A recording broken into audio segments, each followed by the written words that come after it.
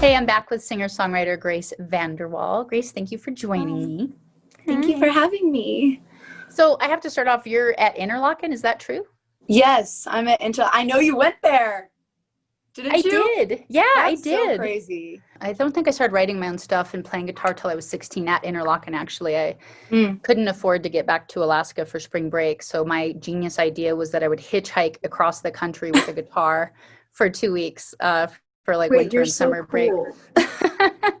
And that's how I started writing songs and why. And I was really worried at 16. I was like, God forbid I get popular right now. I didn't have the ability with my body. I was starting to have eating disorders and body image disorders, high anxiety. I was like, I can't get discovered now. I'm not emotionally ready.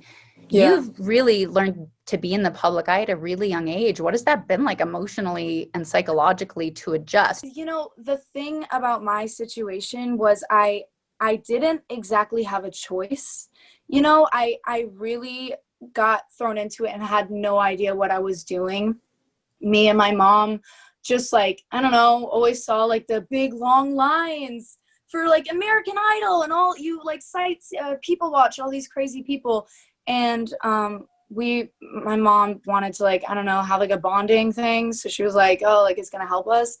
And so I don't know, I couldn't audition for American Idol. So we were like, yeah, let's go to America's Got Talent. And like, we brought a tent, we bought sandwiches, we were ready. There was no line. Long story short, I got on and I won. And I was 12. You know what I'm saying? Like, I didn't really grasp what I was doing because not many people, even at an older age, can understand this job if you've not experienced it before. You know what I'm saying? Let alone a 12-year-old me. And so I just kind of jumped into it. And I love it so much, every aspect of it. I think in some weird way that was meant to happen because it's genuinely when I'm at my happiest working, whether it's doing promotion or actually like songwriting and stuff like that.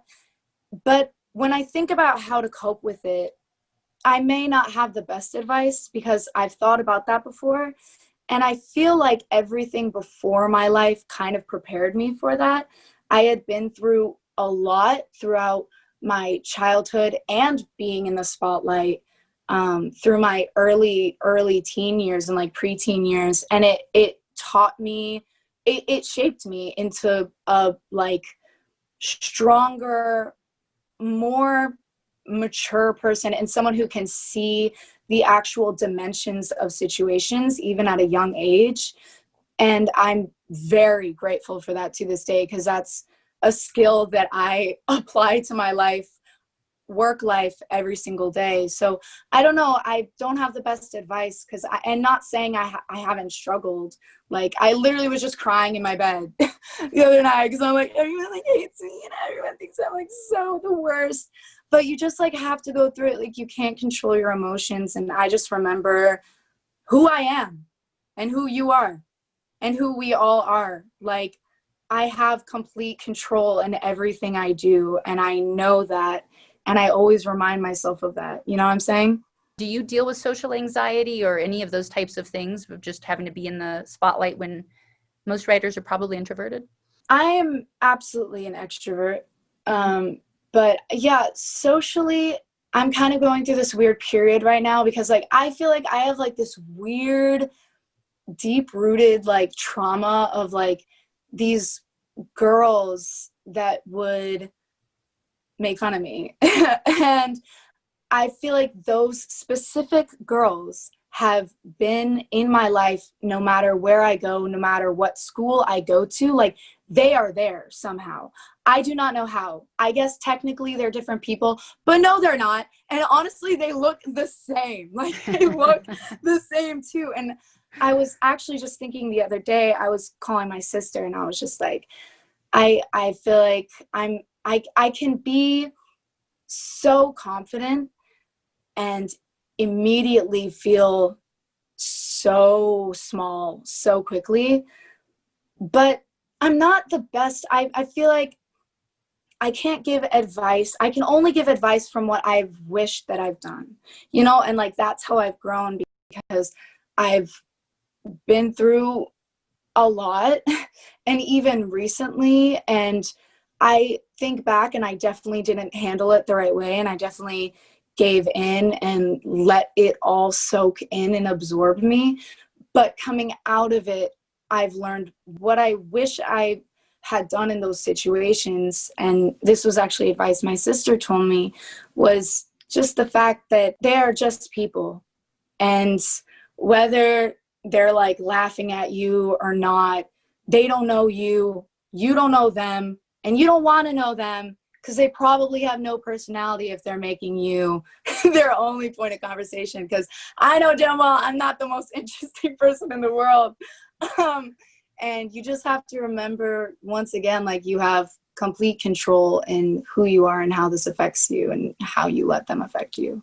I really appreciate you taking the time to hang out with us and be part of this wellness experience. I was always shocked in school how I was taught a lot of important stuff, but not how to be happy. And if my nurture was bad in my house, could I ever get to know my real nature? And how do I strip back my nurture and my kind of programming and go, who am I? And how do I get the skills of what it takes to learn how to be happy in here and happy in here? Because no matter what kind of success you have, there's miserable people that are rich and famous. I mean, in our job, there's a high mortality rate, a high drug addiction, high suicide, high death rate. And in a lot of jobs right now, 1 in 4 kids are contemplating suicide. That study just came out. And just like one last thing, reaching out for help too. I don't know who's going to watch this, but you don't have to wait for it to get bad to reach out for help. That's not how it works. And always reach out for help. There's free help. There's all types of help. Most of the time you can't expect yourself to just erase everything and make things disappear, because sometimes we need other people to look within ourselves to see things that we can't. So ask for help, please. Jesus, ask for help. Yes. Thank you. All right. Thank you so Appreciate much. it. Have a good school day. Thank you. All right. Bye.